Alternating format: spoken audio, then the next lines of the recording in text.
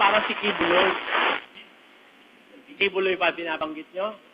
Mga Ilocano, kakaasin na kayo pag naniwala kayo kay Kibuloy.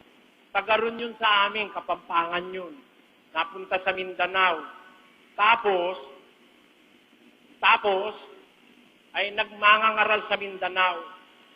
Ang katotohanan, yung tiyuhin niya, yung tiyahin niya, mga pinsan niyang buo dito sa amin kaanit, di naniniwala sa kanya. Tanyo nga nagalit sa akin yun. Ito kukwentuhan ko kayong konti. Sabi niya, hindi na raw kailangan Bible. Dadaldal na lang siya, dadaldal, wala na Bible. Sino nako? Pag nagtanong ka raw sa Bible, sabi ni Kibuloy, sa Diablo ka raw. Biro mo, magtatanong ka lang sa Bible, sa Diablo ka na. Tanyo, pakinggan niyo si Kibuloy. The Father in heaven gave me 7 signs to know who are the children of God. And the first sign He gave me is, they will listen to you. They will not debate with you. They will not ask for verses. Where can you find what you are saying? If that is the sign I saw, you are truly a child of the devil. Father. But when they begin to say, where can you find this verse? Where can you find this? Alam mo, mga anak ng Satanas to. Biro mo, pag nagtanong ka ng verse, ala ka na raw ni Satanas. Nagtatanong ka lang ng verse, anak ka na ni Satanas. Dapat nga magtanong ka sa verse. Dahil ang batayan, Biblia, hindi bunga nga. Tama? Dapat alam mo, verse. Pag nagtanong ka raw ng verse kay Satanas ka, inatake ko siya. Mali yan, sinasabi mo na yan. Sabi ko, Kibuloy, mali yan. Dapat ang verse. Dapat sabihin ng verse. Siguro, hindi niya alam ang verse, kaya ayaw niyang matanong sa verse. Diba? Nagtatago siya. Kailangan, makinig ka na lang sa kanya. They will listen to you. They will not ask for verses. If that is the sign I saw, then you are a child of the devil. Ngayon, pinuna ko siya. Mali kasi yun Baka may miyembro ni Kibuloy dito, pasensya na kayo. Pinuna ko. Paano punahin ko? Sinumpa ako. Sa loob daw ng 6 na buwan, mamamatay na ako. Sinabi niya yun, February 6. February, March, April, May, June, July, August. Dapat August 6, patay na ako. Ano na ho ba ngayon? Lagpas na. Pero mo, sinungaling yan. Hindi totoo sinasabi niya. Pakinggan nyo sabi niya, 6 months na lang daw ako, mamamatay na ako. Pakinggan nyo. So to the members of this guy, who is now declared a blasphemer in the kingdom of God, you have 6 months to leave that group. If you want to leave that group, you will be included in His judgment. You will all be ushered to hell when you die. Or while you're still alive, your soul is already marked for destruction. So that the group of this leader, I am telling you, get out. Lahat sa inyo na mananatili dyan, bibigyan ko ka ng 6 months, umalis kayo dyan. Kung di kayo alis dyan, kung ano ang kanyang kaparusahan, ganyan din ang tatanggapin niyo. So this group of Eli Soriano, of the Dating Daan, your leader is already damned and judged. Because it is not our fault. It is his fault. Because last night, a revelation came to me. He is declared here and there in the kingdom of heaven and in the kingdom of heaven on earth that this guy has crossed the point of no return. He is a blasphemer. He has committed the unforgivable sin. So that I will tell you how that revelation came to me and what will happen to him. He will be inflicted with a deadly, serious disease he cannot overcome.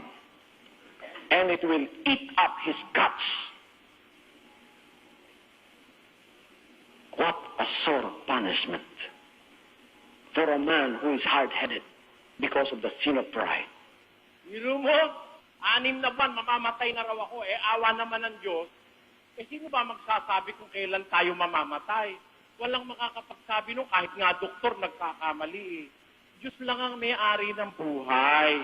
Siya ang pwedeng kumuha ng buhay. Siya rin ang pwedeng magbigay ng buhay. Amen? May duda ba kayo doon, mga kababayan? Wala.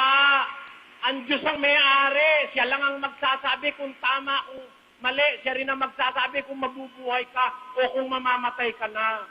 O awa naman ng Diyos, nakalagpas na ako dun sa sinabi niya. Ibig sabihin, sinungaling siya, di ba? Sabi niya, 6 na buwan. At pati raw ang members, pag hindi raw umalis, madadamay. Ibig sabihin, mamamatay din mga members. Awa naman ng Diyos, andyan pa rin sila, oh. Ano? Dumadami pa. Kaya, pag kami nakita kayong mangangaral, sasabihin siya si Kristo, sinungaling yan. Kasi pag dumating si Kristo, makikita mo yun.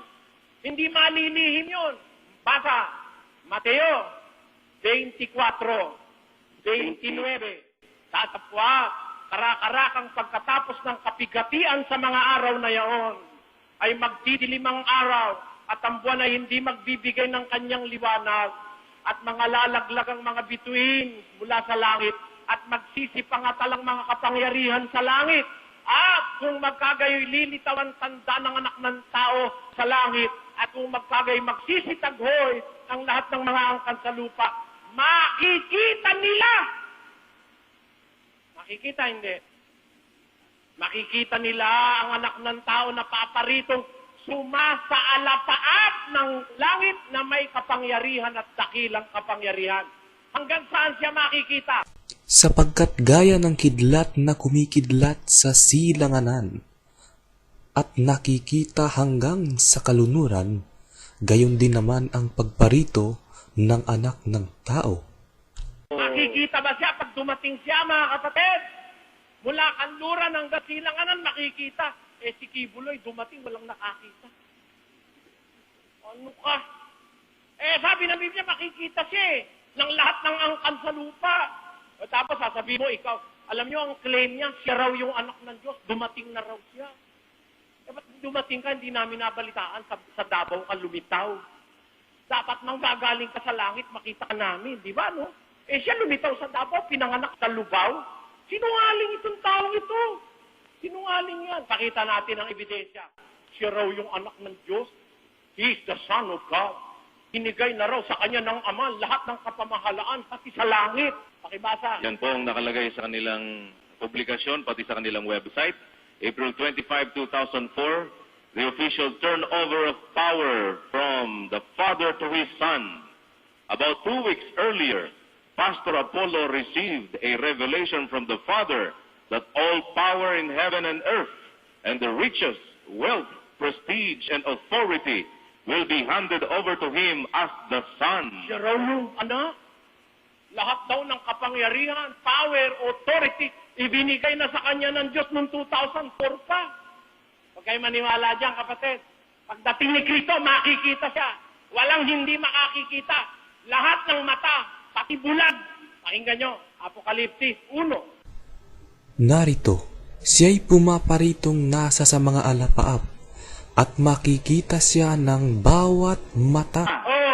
Bawat mata. Pati sino pa? At nang nangagsiulos sa kanya. Kita nyo, let us put that in Ilocano. Adtoy, iso umay abuyugin dagiti ululep, ket makitan to dagiti iso amin amat mata. Makitan to, dagiti iso amin amat mata. Tinan mo nga, lahat ng mata, makikita siya. Pati mata ng bulag nakakakita pagdating ni Kristo. Si Kibuloy dumating, walang nakakita. Ano? Nagpatago-tago kang ganun. Si Kristo hindi magtatago. Tama na yung kapatid. Salamat po. Ang katanungan ko po ay ganito.